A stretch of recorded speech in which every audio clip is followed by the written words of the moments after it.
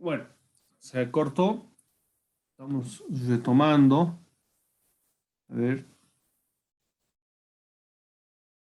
Veremos si hay alguien pendiente todavía conectándose. Ya. Entonces, como estamos viendo, las lesiones son claramente un hecho que va a causar importancia, análisis para el derecho y gracias a la medicina legal, la cual va a estudiar este tipo de lesiones, va a generar, lógicamente, dudas de cómo han sido producidas y por consiguiente la medicina legal va a coadyuvar con la identificación de las circunstancias en las cuales se ha cometido este delito, ¿no?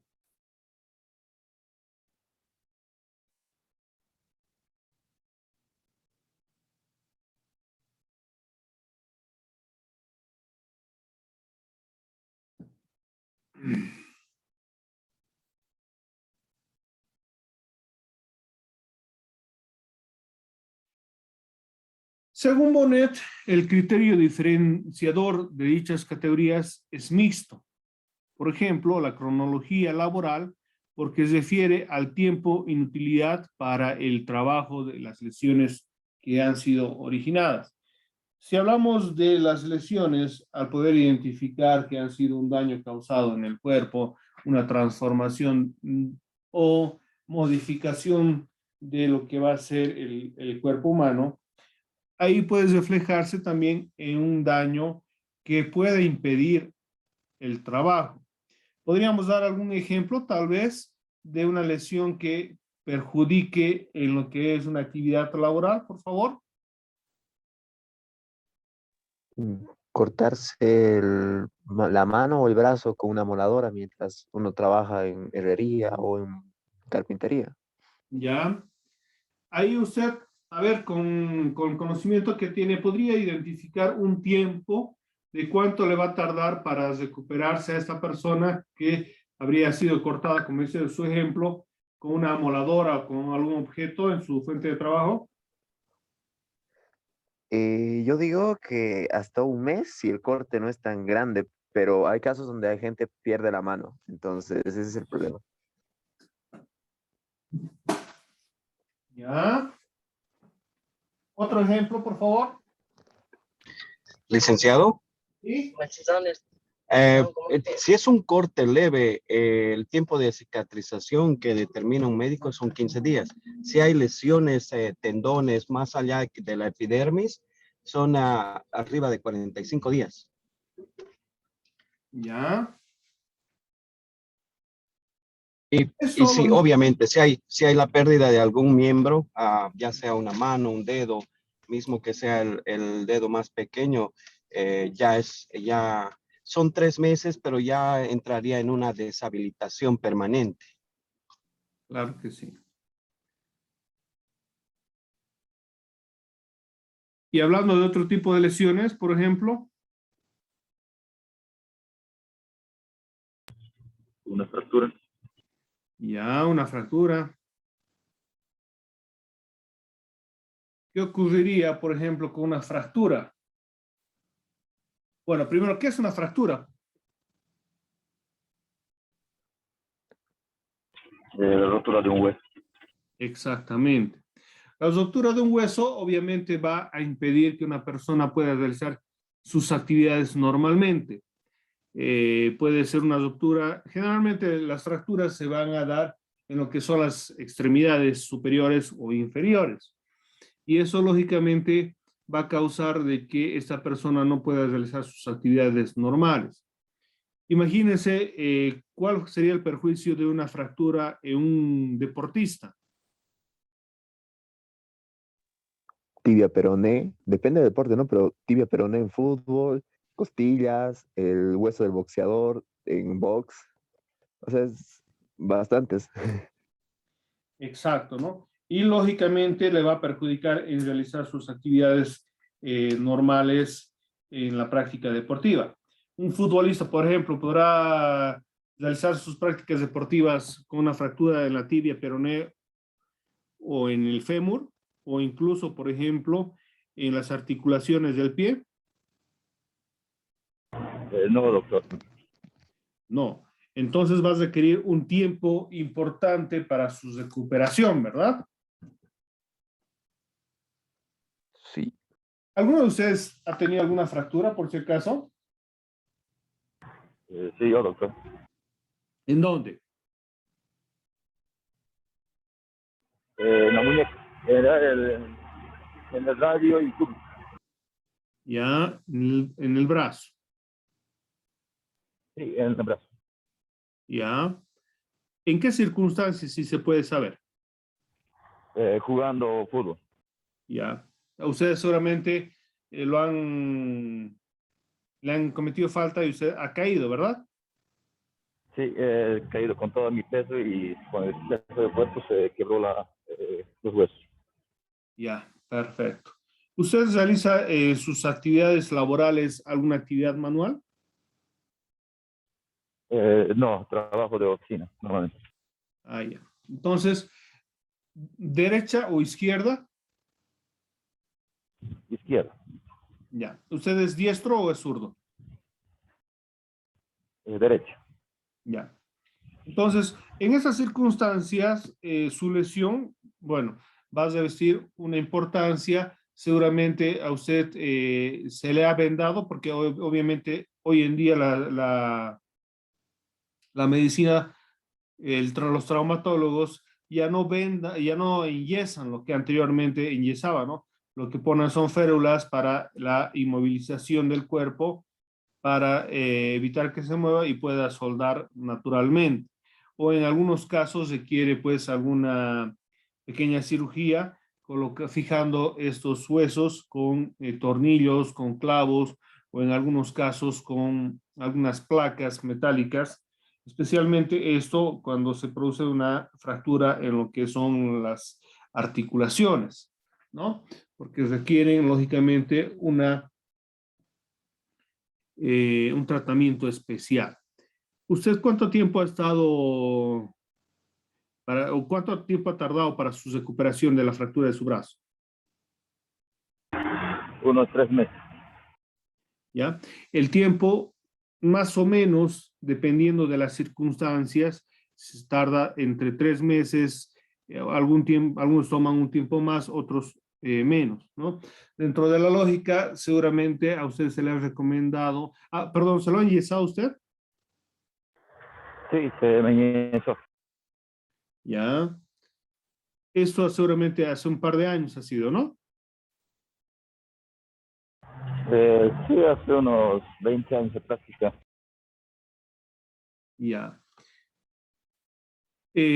Bueno, usted seguramente no ha podido trabajar normalmente. Bueno, como era el trabajo de escritorio, entonces no habría mucho conflicto porque usted con la mano derecha podía realizar sus actividades. Pero aún así, el perjuicio era pues importante porque no es normal el trabajar de esa manera, ¿no? Entonces, en algunos casos pudo habérsele dado una baja médica en su trabajo, ¿no? Al esperar, digamos, que se recupere por completo para poder realizar sus actividades. Entonces, ese tiempo, esta baja, ese perjuicio en el tiempo, es también tomado en cuenta por la medicina legal para efectos de lo que va a ser la reparación de los daños, ¿no? La dinámico funcional, ya que establece una escala progresivamente creciente de efectos negativos que la lesión causa en la salud del ofendido. En algunos casos puede que sí o como puede que no, esta lesión puede causar efectos a futuro, ¿no? Usted, por ejemplo, después de su recuperación de la fractura, ¿ha notado alguna diferencia en lo que es la funcionalidad de su brazo? Sí, se nota una leve diferencia. ¿Cómo cuál?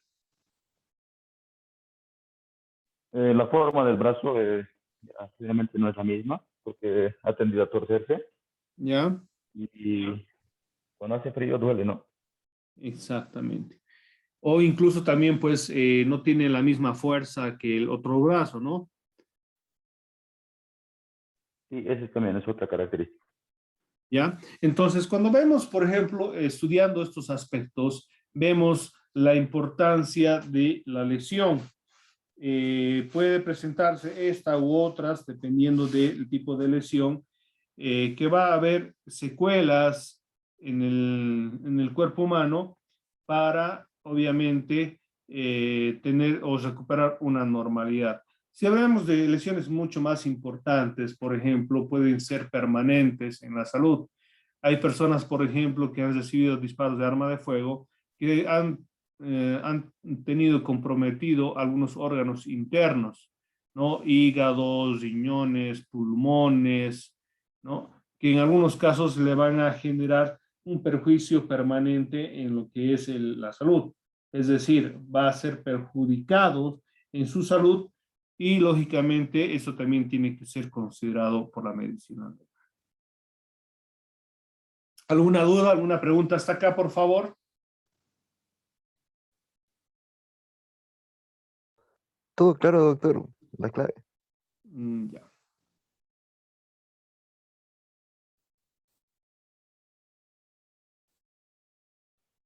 Finalmente, es interesante la definición de lesión del mismo Bonnet, que se caracteriza por su amplitud conceptual. Para este autor, lesión es una variedad de traumatismos que distinguen por los siguientes elementos: daño anatómico, fisiológico en el organismo humano, contenido doloso y culposo, ausencia de contenidos homicida. Dentro de esta lógica, Bonnet, ¿no?, habla en su primera característica que ve tres elementos importantes que debe tomarse en cuenta. Por ejemplo, el primero, daño anatómico fisiológico en el organismo humano. Se tiene que identificar cuáles son los daños causados por la lesión en el cuerpo: fracturas, cortes, daños musculares, etcétera, etcétera. Tener identificado esto y ver en el segundo punto si estas lesiones han sido producidas dolosamente. ¿Ustedes saben qué es, qué es doloso y qué es culposo? Sí, doctor. A ver. Dolo implica intencionalidad, intención de realizar un acto. Y culposo no hay la intención de realizarlo. Ya. Exactamente, ¿no? Es importante el ver si una persona ha querido causar el daño o no en lo que ha sido una lesión. Y esto lógicamente va a repercutir también en lo que va a ser el análisis de un juez. Si, por ejemplo, en una práctica deportiva se produce la fractura, como decía su compañero, ahí habrá algún interés por parte del juzgador de castigar a una persona por las lesiones causadas en una práctica deportiva. ¿Qué creen? No, doctor, sería culposo porque fue por una imprudencia, digamos. ¿Qué Una pasó eso? imprudencia, un exceso del el calor del momento, ¿no? Pero, ¿qué ocurriría, por ejemplo, si ha ocurrido en otras circunstancias en las cuales dos personas estaban discutiendo en la calle, una agarra un bat de béisbol y lógicamente le da un golpe certero en el brazo y le fractura el brazo? Ahí, ¿cuál sería, digamos, la valoración? Totalmente doloso. Doloso. Doloso, ¿no? Porque ha habido la intencionalidad, premeditación de causarle el daño. Obviamente está usando un objeto contundente con el cual se quiere infringir algún tipo de lesión. Entonces, acá vemos lógicamente la importancia de determinar la lesión y el contenido si es doloso y culposo, ¿no? Y el tercer punto, en el caso, digamos, más graves, si existe el deseo de causarle la muerte, ¿no? En el caso del homicidio. Imagínense si la agresión, por ejemplo, que no se paraliza simplemente con una fractura, sino se va continuando con los golpes en el cuerpo, costillas, o incluso la cabeza, que le puede producir traumatismos encefalocraneales, que son lesiones en la cabeza, produciendo lesiones internas, hemorragias, y lógicamente pueden ir provocando la muerte. Ahí Bonnet lógicamente va tratando de identificar todas estas características, desde las sencillas hasta incluso poder determinar el hecho doloso, culposo, y lógicamente llegar hasta lo que sería la muerte del paciente, ¿no? O de la víctima. Debido al adelanto que se presenta para su época, es digna la mención la formulación del maestro mexicano Luis Hidalgo y Carpio, quien en 1871 definió como lesión a toda alteración de la salud, porque también vamos a encontrar que algunas lesiones son producidas por otras circunstancias, no necesariamente una agresión física. Imagínense, por ejemplo, el consumir ciertos alimentos envenenados van a causar lesiones internas en los órganos que pueden producir la muerte, ¿no? El famoso envenenamiento. Ahora bien, para la medicina legal también es muy importante el poder realizar un estudio y un conocimiento de lo que es la anatomía humana. ¿Ustedes creen que es necesario que la medicina legal colabore en el ámbito jurídico la descripción anatómica del cuerpo? Sí. Sí. Sí, porque obviamente las lesiones se van a presentar en un segmento, en una parte del cuerpo. Entonces, por ejemplo, se tiene que identificar si una lesión ha sido en la cabeza, obviamente tiene que establecerse, ¿no? Lesión producida en la parte occipital de la cabeza. Ahí vamos a identificar que es en la parte posterior de la cabeza que ha sufrido una lesión, que podría ser con un objeto contundente, ha producido un traumatismo encefalocraneal. En el caso de identificar incluso hasta los huesos. Si, por ejemplo, yo les digo una fractura expuesta en el fémur izquierdo, ¿dónde van a buscar la lesión? En la En el pierna fémur izquierda. izquierdo. En la pierna izquierda y la región del fémur, ¿no? Si hablamos, por ejemplo, la costilla intercostal derecha, ¿dónde vamos a buscar? En el costado derecho. Del Exacto. tronco, sí. Si vemos ahí, por ejemplo, cuando veamos un certificado médico forense, que es un documento escrito, el cual va a identificar el lugar donde se presenta la lesión, qué lesión se presenta, entonces vamos a tener que conocer, no con exquisitez, por ejemplo, la topografía del cuerpo, pero por lo menos identificar algunos elementos importantes del cuerpo, ¿no? Es ahí que la anatomía, lógicamente, nos va a mostrar la estructura, la forma, la posición de lo que va a ser el cuerpo, los órganos, aparatos y sistemas, que son muy importantes para conocer, ¿no?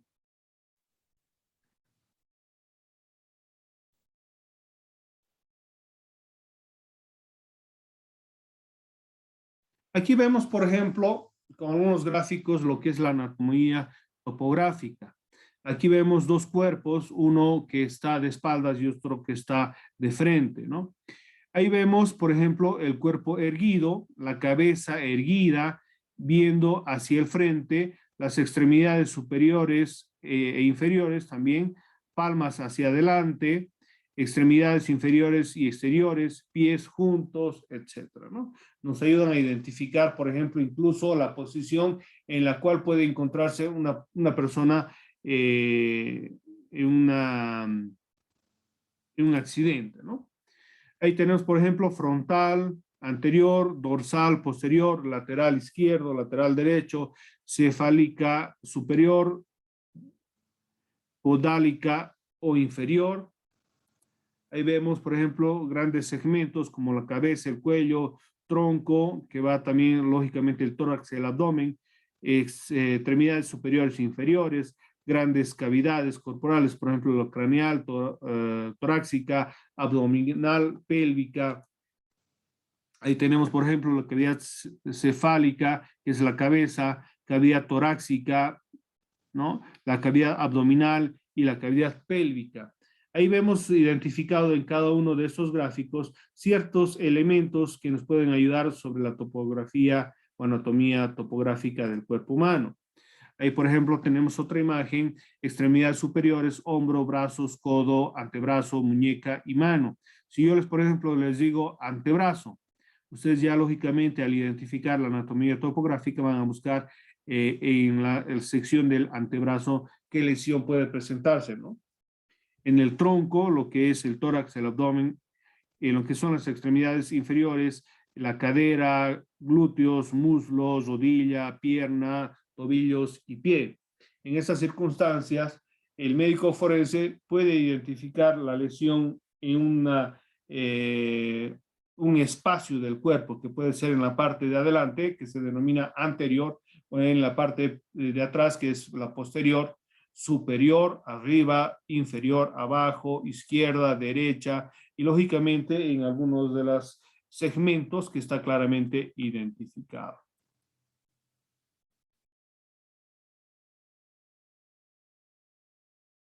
Acá vemos otra división topográfica, lo que les decía, línea media anterior, línea media posterior, línea media horizontal. Acá vemos otro que es línea axilar anterior, línea axilar media y línea axilar posterior. En la cabeza, cráneo, cara, pabellón auricular, cuello, tórax, mucho más desarrollado, parietal, occipital, frontal, cigomático, temporal, nuca.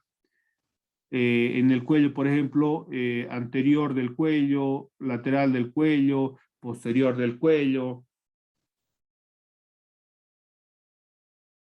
Acá en lo que es el cráneo, el frontal, parietal derecho, parietal izquierdo.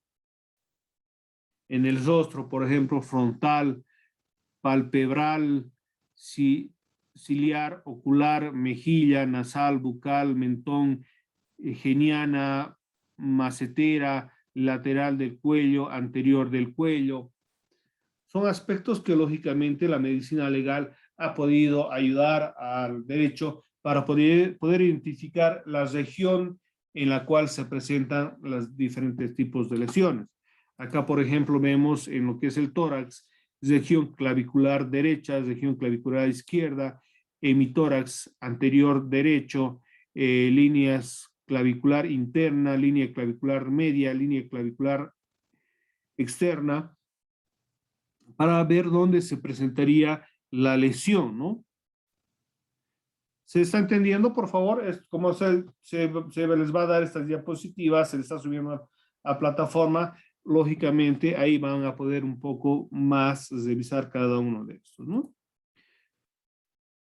Ahí, por ejemplo, en lo que es el tórax, el abdomen, vamos a ver la hipocondrio derecho, hipocondrio izquierdo, epigastrio, mesogastrio, flanco izquierdo, flanco derecho, fosa ilíaca derecha, fosa ilíaca izquierda y hipogastrio, ¿no? Dependiendo, digamos, el área topográfico de lo que es el cuerpo y, lógicamente, la lesión que se puede ir presentando.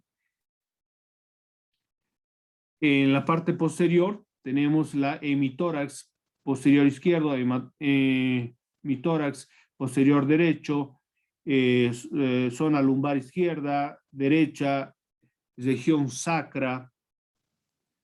Acá, por ejemplo, en la extremidad inferior tenemos cara anterior, cara exterior del antebrazo, los segmentos, por ejemplo, en lo que es la muñeca, etcétera, ¿no?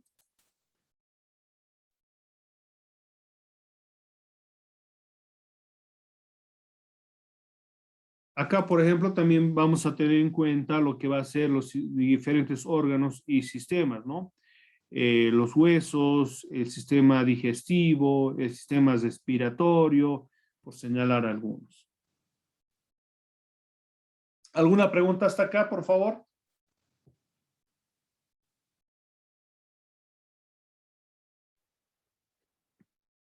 Doctor, Sí, Era Bueno, yo tal vez una. Para aclarar esto, digamos, toda esta información, que está bastante interesante, la aclaro, nos va a servir para, digamos, entender el informe médico que nos van a proporcionar cuando estemos en un futuro en un caso, ¿no? exactamente. Ok, muchas gracias. ¿Quién Gracias. más quería participar, por favor?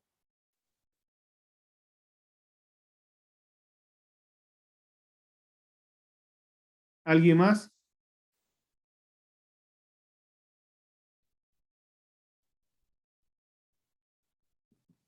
¿Qué son los sistemas? Está constituido por conjunto de órganos que realizan funciones.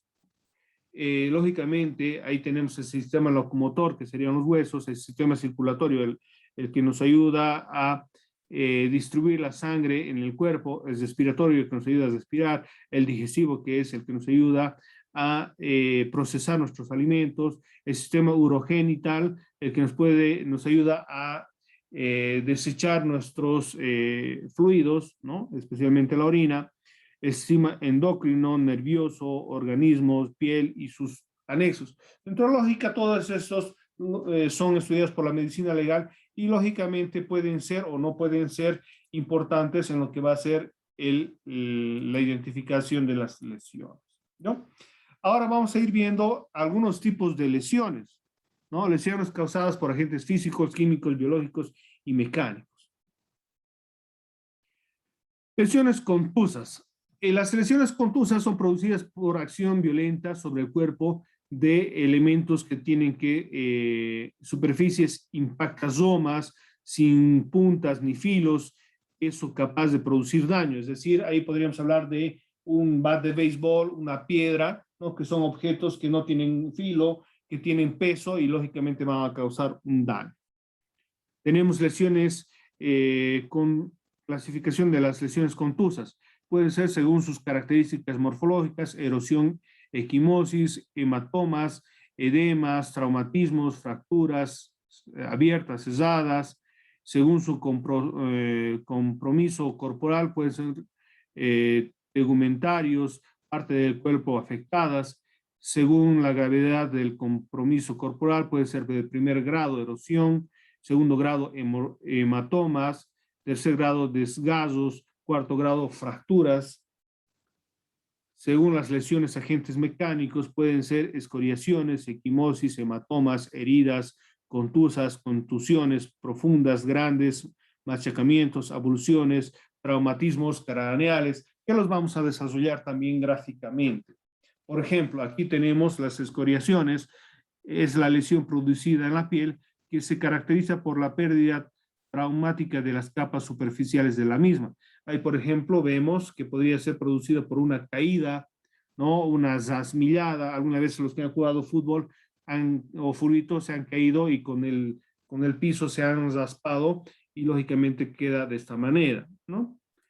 Las equimosis son extravasaciones hemáticas debido a rupturas de los pequeños vasos sanguíneos. Aquí vemos, por ejemplo, que puede ser por un golpe, ¿no? Pequeños vasos sanguíneos van a romperse y van a liberar sangre y va a producir ese tipo de efecto, ¿no? Casi siempre aparece en donde se ha aplicado el traumatismo, pero puede aparecer en zonas más distantes debido a consistencias del tejido. Aquí vemos, por ejemplo, también los hematomas, es la lesión, colección de la sangre extravasada en una cavidad por desprimiendo o separación de los tejidos. Aquí vemos que, por ejemplo, por un golpe puede la sangre detenerse en un determinado lugar, ¿no? Y producir un enrojecimiento, en algunos casos se pone violeta, ¿no? Dependiendo. Heridas contusas que pueden ser obviamente producidas por un objeto contundente que puede generar aquellas lesiones un poco más graves, ¿no? Aquí, por ejemplo, en la nariz puede haber cortes, contusiones profundas, que son golpes ya que han alcanzado una mayor profundidad en lo que es el cuerpo humano, que incluso puede causar la muerte, ¿no? Que puede ser en el abdomen, tórax, cráneo. Aquí vemos, por ejemplo, una contusión profunda, una herida producida en el cráneo que ha penetrado en lo que ha sido el hueso y, lógicamente, por la lesión y la importancia del daño, esta ha producido la muerte de la víctima. Grandes machacamientos, que pueden ser generalmente producidas por accidentes de tránsito, en la cual la lesión es producida por una gran compresión del cuerpo, ¿no? En el caso de un choque, por ejemplo, al golpearse dos objetos, obviamente va a causar una lesión muy grande, ¿no? Generalmente este tipo de daños es en el tórax, abdomen y lesiones mortales en las extremidades inferiores también, ¿no? Abulsiones también, pérdida parcial de una parte del cuerpo, pérdida de una pieza dental, o en el caso parte del cuerpo, piel o incluso hasta huesos, ¿no? Es el arrancamiento traumático de una parte u órgano del cuerpo humano, incluyendo piezas dentales. Ese tipo de lesiones son frecuentes por atropellamientos y regularmente se dan en miembros pélvicos, torácicos o en algunas otras partes del cuerpo, ¿no? Estas revisten importancia y lógicamente pueden poner en peligro la vida de la persona. Traumas cranoencefálicos va a ser todo trauma que se produce en la cabeza, que pueden ser de leves hasta graves, ¿no? Desde chinchones hasta incluso traumatismos encefalocraneales que pueden causar la muerte.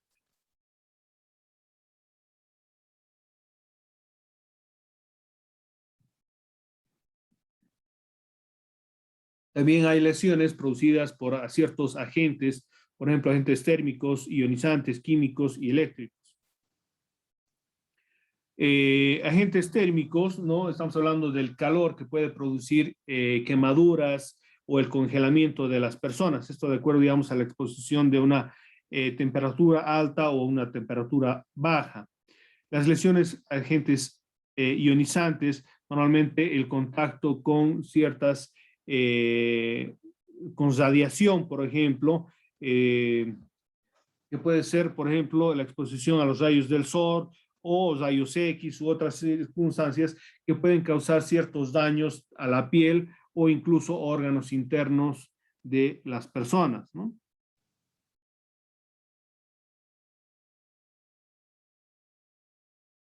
Los agentes químicos, la exposición a sustancias químicas que pueden ser, por ejemplo, ácidos de cualquier tipo, que pueden causar desde, digamos, irritación en la piel o incluso hasta quemaduras, o cuando son exposiciones internas, de la misma manera que pueden poner en peligro la vida de las personas.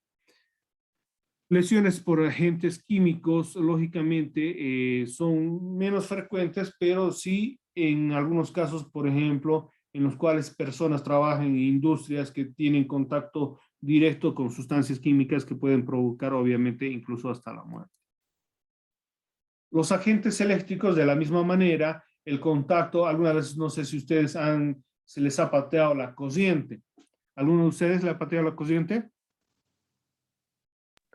Sí. Sí, Por licenciado. ejemplo, ¿sí? Sí, doctor.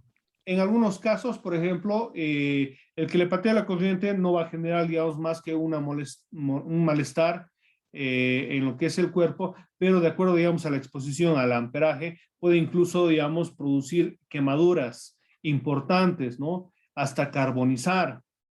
Esto, lógicamente, también es estudiado por la medicina legal, ¿no?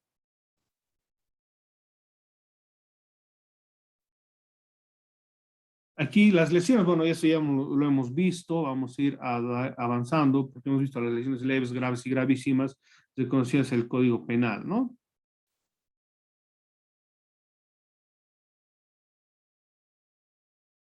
Aquí vamos a ver cuáles son las características del informe pericial. ¿Cuál es el contenido de un informe pericial?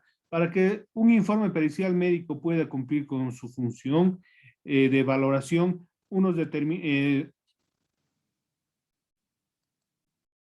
de unos determinados daños en el cuerpo tendrá que tener los siguientes elementos: datos del perito, el objeto del informe, la identificación del solicitante, relación de los hechos sucedidos ordenados de forma cronológica, fuentes en las que se basa el informe, lo que serían otros informes, pruebas médicas, exámenes médicos o en algunos casos exámenes químicos que se puede dar también, ¿no?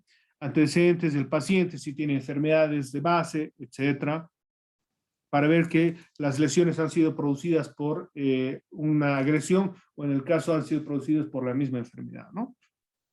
Tiene que haber un diagnóstico, se debe determinar cuál es el daño que ha sufrido esta persona, el nexo de la casualidad, es decir, la realización entre lo sucedido y la lesión, ¿no? Si ha sido una agresión, en la agresión ha habido un golpe, etcétera, ¿no? Valoración de los daños, conclusión del informe y consejos de actuación, la firma del perito y la fecha del informe. Estos son los elementos más importantes de un examen pericial, en el cual lógicamente lo que nos va a interesar es la identificación del daño y lógicamente la cronología o las causas que habrían causado esta, ¿no? El perito médico, lógicamente, va a ayudar a coadyuvar, a aclarar los aspectos o dudas que se puedan presentar en el ámbito legal. El informe pericial médico ante los tribunales va a ser importante porque va a ser un elemento con certeza que pueda esclarecer los hechos que hayan pasado, ¿no? Si es, por ejemplo, una autopsia, va a determinar cuál es la causa de la muerte, cuándo ha fallecido, es decir, el tiempo que haya fallecido, porque puede encontrarse un cuerpo en un lugar abandonado y se tendrá que determinar cuánto tiempo ya había fallecido esta persona, cuáles han sido las causas de la muerte, si ha muerto en el lugar o ha sido trasladado. Son elementos que lógicamente tienen relevancia en lo que va a ser un proceso penal, ¿no? Y el perito, lógicamente, en lo que va a ser un juicio, va a defender todos estos elementos para poder esclarecer. En algunos casos puede existir incluso preguntas, respuestas del perito para ir esclareciendo o aclarando el informe pericial a favor, por ejemplo, del denunciante, del querellante o en el caso de la defensa, para determinar la verdad histórica de los hechos. Bueno, ese es el tema que teníamos que desarrollar el día de hoy. Preguntas, dudas, comentarios, por favor.